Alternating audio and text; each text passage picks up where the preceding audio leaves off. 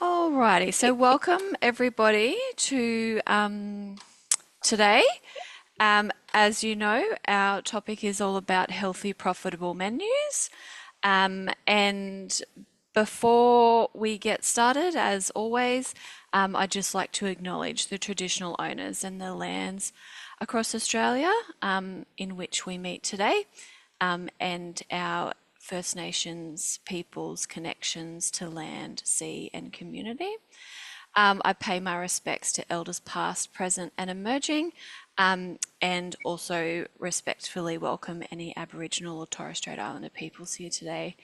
I appreciate and understand that you have your own unique languages, beliefs, and cultural practices, traditions, and diversity. And I'm glad that we can continue to have the conversation about healthy children and how we can, best serve our communities through our wonderful tuck shops. So if you are new to these meetings, my name's Naomi and I am the project manager for the Healthier Tuck Shops program. I am a dietitian by trade. You can generally find me at Quast Monday through to Wednesday. There's my contact details on the screen there, but I will email out all of you after, so you can keep my details handy. So if you've got any questions or queries at any point, feel free to drop me a line. I'm happy to help you out. It would be good as well, if in the chat, if you can just pop your school's name in the chat. That's purely because Chrissy collects, we have to give data to Health and Wellbeing Queensland about the regions in which we reach. And sometimes it's a bit hard for her to work out what school someone's from if the location just says tuck shop. So if you can just pop your school in there, that just makes it easier for her to cross-reference where everyone's from. We don't tell Health and Wellbeing what schools turn up. It's just purely to let them know what regions we are reaching through these meetings. So yeah, if you haven't been to one of these meetings before, generally this is how we run. I give a little bit of a Quast update of any new resources or things that we've done in the last few weeks. We then have a chat about healthy, profitable menus, which is the topic for today. Generally, we've got some times for questions or discussions. I do ask people have their microphones on mute, just because it does pick up a bit of that background noise, but feel free to come off mute if you do have any questions. I do try and monitor the chat, but sometimes I forget that it's there, and so you're probably better off coming off mute and asking that question. And I just asked everyone to pop their school name in the chat. So this topic, I actually delivered this presentation last week at the Health and Wellbeing A Better Choice conference. They had requested that I talk about barriers and benefits to providing healthy menus. And so I kind of set it up as a way that I talked about the common challenges that tuck shops face, and also some actionable items and ways that we can work around it. And so I just thought you guys would probably benefit from this presentation as well. So in terms of some new resources, so this morning, Chrissy popped a new resource, a free resource on the website about portion plate guide for tuck shops. I'll email that out to everyone as well, so you've got that link and you can have a bit of a read of it. I've got a few case studies in draft, so hopefully a few of those will land in the next few weeks. In terms of training, some new dates have been added for the Tuck Shop Management course. One's in Bundaberg on October the 28th. We're going to do a virtual one on the 9th of September, which actually isn't very far away. And then we're going to run another face-to-face one on the 10th of November from the Quast office in Coorparoo. And there are some new dates for the Food Safety Supervisor course on the website as well. So if you're interested in doing any training, just head to the Quast website under the training heading, and you can send through a registration of interest there. Recipes have still been a little bit quiet with hitting the website. However, we have got a ton of recipe of the year entries, and our wonderful QUT students have been going through these. So get ready to see lots of new recipe ideas hit the website over the next couple of months. We've really enjoyed looking through them. It makes me so hungry just to look at them. All right, so in terms of some challenges that we face to healthy menus, our first challenge is really this that sometimes people think that tuck shops are a treat. And when I was growing up, tuck shop day was definitely very much a treat day. However, this model has really changed in these last kind of 10 years probably, where tuck shops in many areas are now actually deemed an essential service. They provide daily meals to children for a variety of different reasons.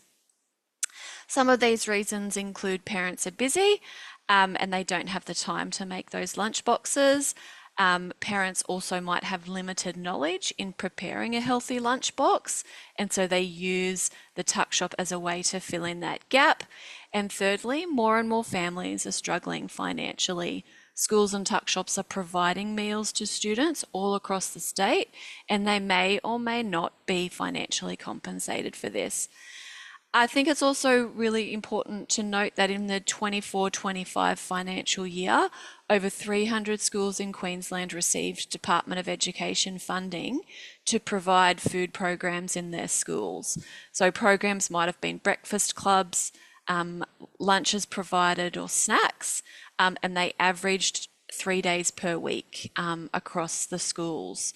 So tuck shops are delivering these programs, that space and the staff are being utilised to deliver those programs.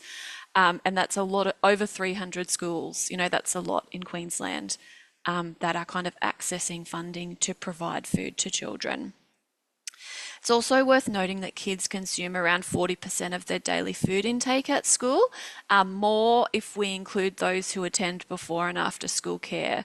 So we need to move to a model where healthier options become the norm, and so then we're setting up these kids to grow into healthy adults. So the second challenge that we face is that, sometimes you might hear people say kids won't eat healthy options. And I think sometimes we underestimate kids. So recently heard a story about a year 3 student who conducted a poll in his class. They were doing some data collection, and so he put out a poll to ask his classmates what would they like to see in the tuck shop, and they were given the option of a burger, chicken nuggets, nachos or sushi, and 25 out of 27 kids actually voted for the sushi. So they took this data to the tuck shop, and that convener decided that they could run a special sushi day twice a term, which they do so alongside a reduced menu. And on the first day they had sushi on the menu, they received 320 orders, and the school only had about 600 kids. Whilst this scenario might not make it into an academic journal, I think it does show that kids, they do want a healthier option if they're given the choice. So kids will also gravitate to healthy options if those meals are presented well and presented in an appealing way. For example, using clear containers so they can see what the product is. They'll gravitate if those meals are talked about in a positive way. So not just encouraging that choice because it's the healthy option, but encouraging it because it's delicious, it's made on site, it fills you up, it gives you energy to run, jump and play, things like that. And they'll also choose healthier options if they're marketed well. So our last slide today will be a little bit about marketing, but that point includes things like making sure they can see the fruit salad and the yogurt or those healthy options right in front of them when they're lining up to buy their food over the counter. So it is really important that we give students and families the options to give feedback into our menus and our menu items. So you might not want to have like an open slather of, hey, what do you want on the tuck shop? what do you want to see in the tuck shop, but you might be able to look at, 5 or so menu items that are doable in the tuck shop, and then put it out to your school community to see what items are most likely going to be purchased. You can also gauge interest by adding them as a special for a bit of a trial period. And then if it's popular, consider moving that item permanently to the menu if it's, time efficient and cost efficient to make. It's just also worth noting here that parents are more likely to order for primary school students than they are for older kids. And so any marketing and communication about the delicious, healthy menu options needs to reach the parents and not just be kind of on site at the tuck shop. So you might have heard, if you've been to one of these meetings before, you might have heard me talk about the team up at Normanton State School. So they run a really wonderful program that's called Free Feed Friday, where every student has access to a hot meal at school on Friday, and it's made by their team in the tuck shop. The school has seen a lot of benefits from this program, including increased engagement with the community, decreased absenteeism, but one of the greatest wins is that kids look forward to the healthier options served on Fridays just as much as they look forward to when it's hot dog day. So often the ladies in the tuck shop will get asked, when are we having that veggie pasta again? When's this rice on? Because they are just loving seeing those options come through. Those ladies in that tuck shop as well have a really great mindset about it, where it's just if a kid has a taste of something new, that's a win for them. And so they're very relaxed about serving new foods and trying new things, but they've only seen kind of wins come out of it. And those kids are being served food that they may or may not have had the option of having at home, and they're really loving it. So there is a case study on the Quast website, and there's also a podcast about this school if you're interested in knowing a bit more. So the third challenge that we often hear from tuck shops is that we can't push up our prices in order to make a bit better profit. So when I talk about profit, I guess I just want to clarify here that it really means, in this sense, breaking even or maybe making a small profit. It's just anything that's not making a loss. I know tuck shops everywhere often do run at a loss, and so when we're talking about profit, it's just about breaking even or maybe making a small profit. So tuck shops are often very reluctant to push up prices as they fear losing business. The reality is, though, and you've probably heard me say this, it costs more to buy food, and tuck shops are not immune to that change. If we don't price our menus effectively, we run the risk of the tuck shop running at a loss, and then you run the risk of it closing altogether. So items need to be priced effectively in order to reflect the ingredients that you put in them, the packaging that they're served in, and also the time that it takes to make it. And so when we are looking at prices, we often talk about something called markup, which is that difference between what you sell something for versus what it costs you to make or buy in. And this is expressed as a percentage. And then we encourage our tuck shops to aim for 100% where possible. So sometimes you can do that. Sometimes it's a little bit harder, which I think we talked about markup in last week's in the last Tuck Shop Network meeting, but if you want a bit more information about it, feel free to reach out to me. I'm happy to help you. So in terms of an example here, so this pasta bolognese, which we did talk through this same example in our last Tuck Shop Network meeting, and so those ingredients listed there, we worked it out as $2.44 per serve. if a tuck shop was going to turn around and sell it for $5, which is very, very common, then that markup on that bolognese is 105%, which is great. That's what we would love to see. Pending your school and your demographic, you might be able to increase that price up a little further, in which you can achieve a greater markup before it negatively impacts sales. So you might be able to push that serve of bolognese there up to $5.50 or $6. This recipe also has additional veggies added, which is a great way to bulk out the recipe and reduce the amount of the more expensive meat.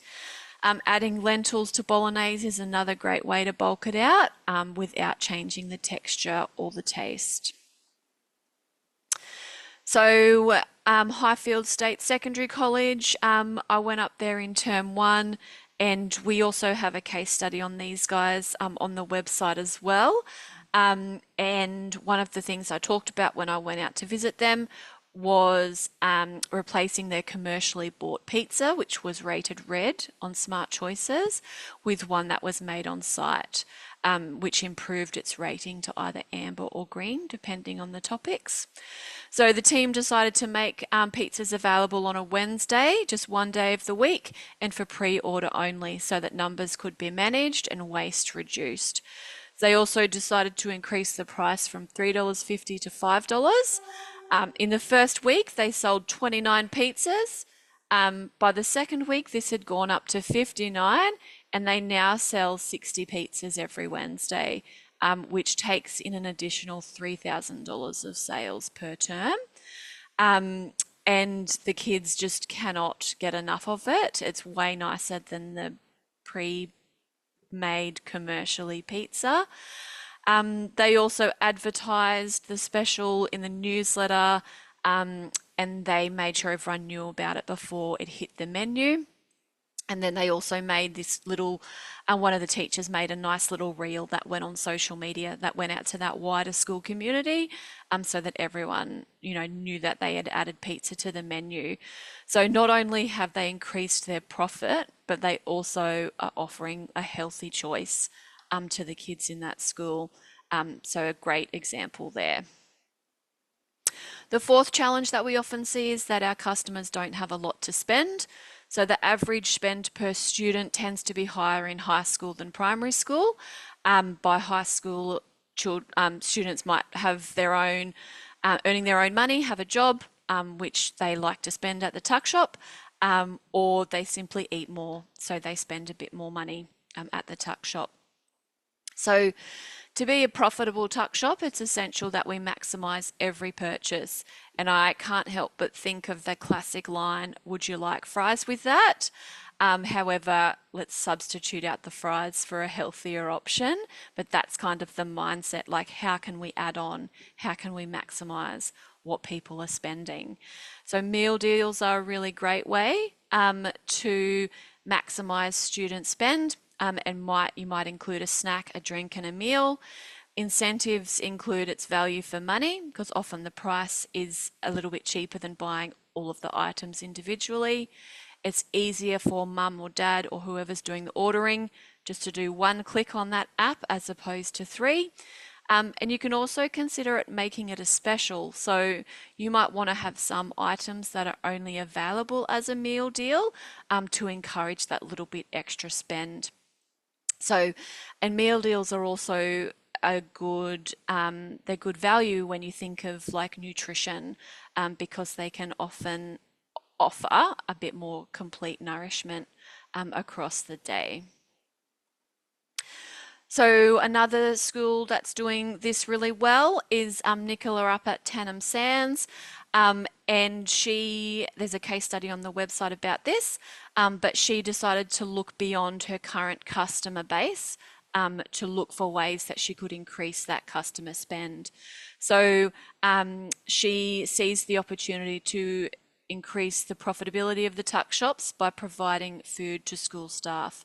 Up until the point that Nicola took over, teachers were offered the same food options as the students, which was quite simply unappealing. they happily took their money elsewhere down to the local cafe to grab some cafe style sandwiches or a salad for a premium price. So, and that's, a challenge faced by a lot of tuck shops, or it might not be the local cafe, but in metro areas, you're competing against Uber and DoorDash and things. So Nicola decided to change the student menu to offer a menu that catered to both staff and students, and she put kind of healthy, delicious cafe style meals that were prepared inside, like on site, and the children, like the students, actually enjoy this just as much as the teachers do. Most menu items offer a small and a large serve to cater for different portion sizes, and it also offers a more budget-friendly price point. And in terms of what the result for the tuck shop has been, she's definitely busier than she's ever been, where she's previously made potentially 5 teacher orders across a week. She can now easily have up to 25 or 30. So I just thought that's a really great example of a tuck shop looking beyond their current customer base to increase that profit. The fifth challenge is that sometimes you might be told that commercially bought food is more efficient.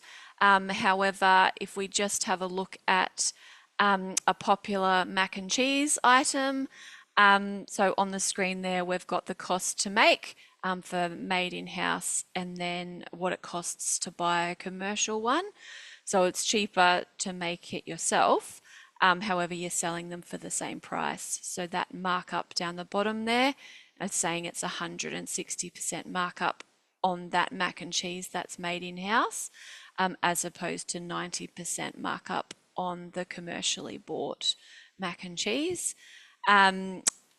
Not only does it have a better markup, you have control over the ingredients, about what you're putting in there. You could add more veggies, you have control over the portion size, so you might do a smaller portion for primary schools and a bigger portion for high schools, and it looks nicer than that commercially bought mac and cheese there, and the time efficiency as well. So the more you make and then utilize your freezer, the more cost effective that item becomes. So if you normally would make 12 mac and cheeses, but you decide to make 24, it's not going to take you double the amount of time to make double the serves. And so then that drops that cost per your cost price down even further if you're able to make a bit more in bulk. And then the last challenge is that you guys face is that you don't have time to do marketing, which I completely understand. I get it. You guys work very hard for a very short window of the day. And when you've finished service, you've got prep, cleaning, ordering, so many other demands on your time. And so I do appreciate that sometimes we don't have the time to do marketing. However, customers won't buy items from the tuck shop if they don't know that they're available. There's a saying in marketing that says unseen is unsold. And so if we want our kids and our staff to buy the items, the healthier items that we're making, they've got to know that they're there. So they talk about 4 P's of marketing, which you might have heard about these before. So promotion is that first one. This can be done in a lot of ways in a school environment. Newsletters, utilising the school assembly for announcements, putting physical posters up around the school, having pictures and posters around the tuck shop so kids are seeing it when they're lining up, and then making sure we use the schools or the P&C's Facebook or social media pages. Another way of promoting is to hold a taste testing session with students, parents and staff, so they know some of the delicious options that you do have on your menu. The second P there is product. So this refers to the items sold in your tuck shop. So ensuring that they're packaged well, and in a way that's most appealing to your students. Place is the physical tuck shop itself. So you need to ensure that it looks like a place that you would want to order food from. It looks appealing. People want to go there. The picture on the screen there is the mural that they have out at Birkdale South State School. So that's just on the side of the tuck shop.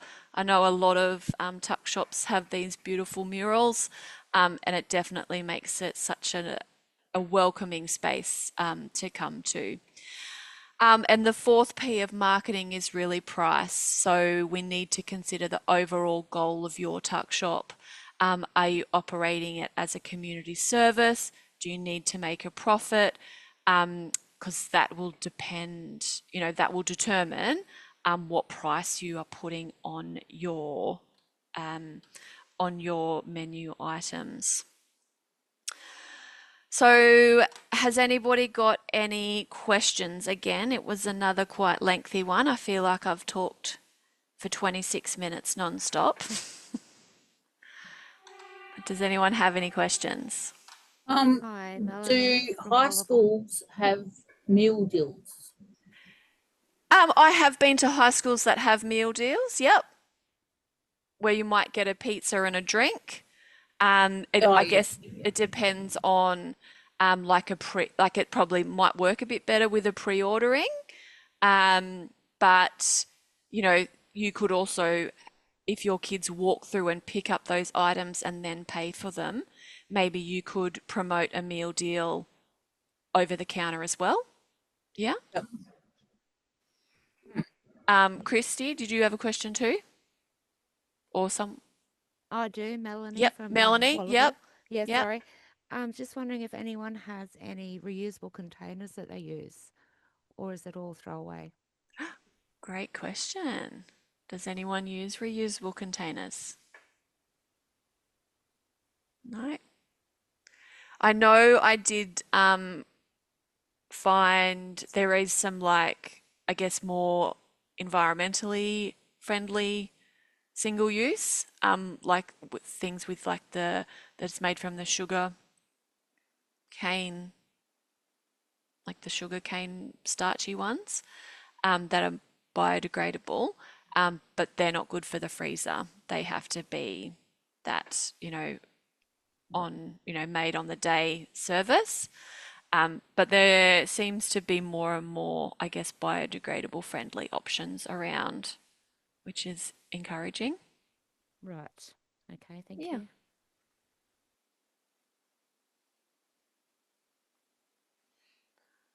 All right. Any other questions? Oh, good. Can I just ask, Yes. is anybody cooking their own chicken? We've been buying frozen chicken, and are people using frozen chicken? Are they buying frozen or buying raw Yes. chicken? Raw chicken and cook it Is up. it are you using chicken breast? Yeah. Can you tell me how you're cooking it? Well, we poach it, put it in water with flavouring, and then when it comes out, when it's cooked, you pull it apart with 2 forks. So it's like a pull apart chicken, and we're using that. Okay. So And, have you and got then we've only got an oven. That's it. just And then a normal freeze. oven? Then we freeze it in containers. So when we want some, we just bring it out from containers. Okay. In the chat also people have put that they bake the chicken breast, they cook a whole chicken, roast a chicken in the oven, buy a thigh and poach it in chicken stock, cut it into pieces and freeze portions. Or you can just cook it like a stir fry. There you go, cook it like a stir fry. So do we find that it's cheaper to cook your own? Yes. Yep, as opposed to buying it from the supplier. Yeah, definitely. It's half the price. Yep. Well, it's definitely, if you've got the time to do it, it's definitely a great, efficient way to help with your menu. And yeah, if you can, do it in bulk and freeze it, then that's great as well. And yes, Nicola, I would say it's healthier. So, and so any other questions?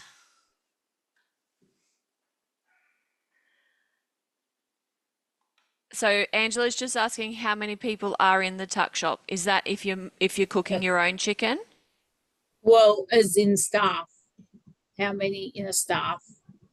How many do you have in a staff of how many? We have two staff members. Two staff? Angela, yeah, two staff, and our school's 1,300 students. Okay. Yeah. Yeah. Yeah.